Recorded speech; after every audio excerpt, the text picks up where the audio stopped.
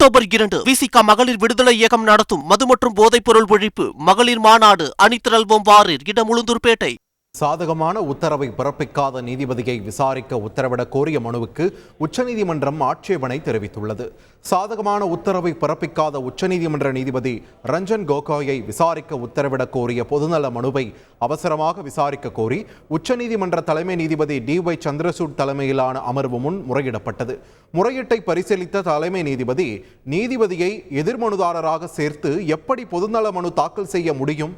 அவர் தலைமையிலான அமர்வு சாதகமான உத்தரவு பிறப்பிக்காததை காரணம் காட்டி அவரை உச்சநீதிமன்றம் விசாரிக்க வேண்டும் என எப்படி கோர முடியும் என்று கேள்வி எழுப்பினார். மேலும் இதை எதிர்கொள்ள முடியாது என தெரிவித்ததுடன் நீதிபதி ரஞ்சன் கோகோயை எதிர்மனுதாரராக சேர்த்ததை நீக்கினால் மறு ஆய்வு மனுவை பதிவாளர் பரிசீலனைக்கு எடுத்துக் கொள்ளப்படும் என்றும் அறிவுறுத்தினார்.